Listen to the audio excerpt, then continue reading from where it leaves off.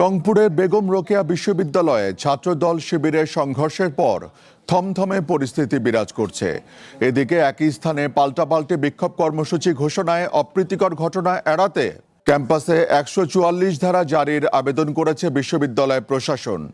সকাল থেকেই ক্যাম্পাসে শিক্ষার্থীদের উপস্থিতি ছিল কম। এদিকে সংঘর্ষের প্রতিবাদে আজ বিকেলে পাল্টাপাল্টি কর্মসূচি ঘোষণা দিয়েছে দুই সংগঠন। বিকেল ৪টায় আবু সাইদ চত্বরে বিক্ষোভের ডাক দিয়েছে ছাত্রদল, আর লালবাগ হাট চত্বর থেকে পাল্টা কর্মসূচি ঘোষণা দেয় ছাত্র শিবির। কর্মসূচি ঘিরে নতুন করে উত্তেজনা এড়াতে দুপক্ষের সঙ্গেই আলোচনা করছে বিশ্ববিদ্যালয় প্রশাসন। পাশাপাশি বিশ্ববিদ্যালয়ে শান্তি শৃঙ্খলা বজায় রাখতে রংপুর মেট্রোপলিটন পুলিশের কাছে ১৪৪ ধারা জারি সহ সার্বিক সহযোগিতার আবেদন করেছে প্রক্টর অধ্যাপক ডক্টর মোহাম্মদ ফেরদৌস রহমান। এর আগে সোমবার সন্ধ্যা থেকে রাত 12:30 পর্যন্ত দফায় দফায় সংঘর্ষে উভয় পক্ষের অন্তত ২০ জন আহত হন। এই ঘটনায় জড়িতদের ভিডিও ফুটেজ দেখে শনাক্ত করে শাস্তির আওতায় আনার কথা জানিয়েছেন উপাচার্য।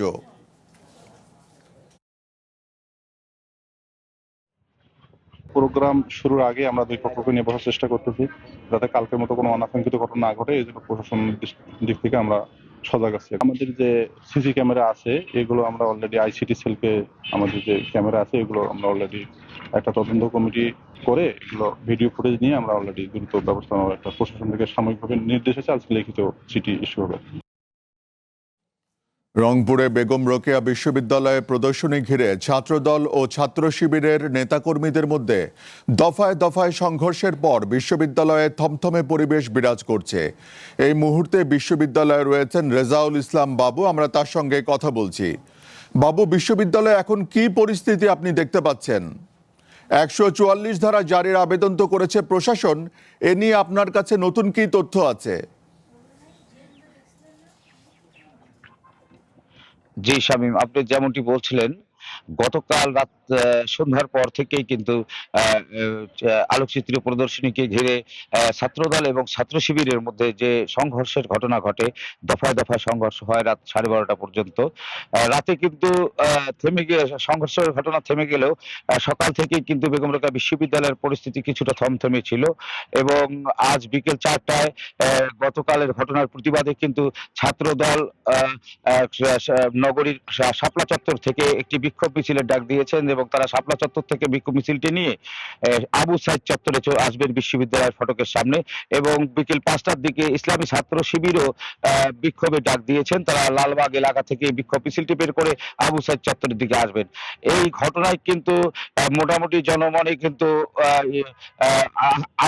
আতঙ্ক দেখা দিয়েছে এবং ছাত্রছাত্রীদের মধ্যেও আমরা দেখেছি যে আতঙ্ক বিরাজ করছে।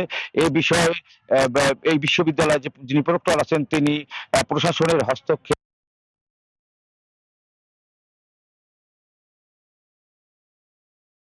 তাজহাট থানার ওসি বরাবর তিনি একটি আবেদন করেছেন। আসলে আবেদনটি ওসি ইতিমধ্যে কিন্তু পুলিশ কমিশনার বরাবরে পাঠিয়ে দিয়েছেন। কিছুক্ষণ আগে মুঠোফোনে আমার সঙ্গে কথা হয়েছে পুলিশ কমিশনার আব্দুল মাহবুদের সঙ্গে। তিনি আমাদেরকে যতটুকু জানিয়েছেন যে ১৪৪ ধারা জারির মতো এখনো কিন্তু সেরকম পরিস্থিতি আসেনি।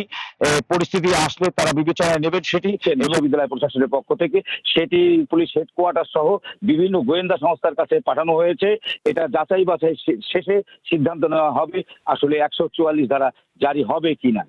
শামীম, এই ছিল আমার কাছে রংপুরের বেগম রোকেয়া। ধন্যবাদ রেজাউল ইসলাম বাবু।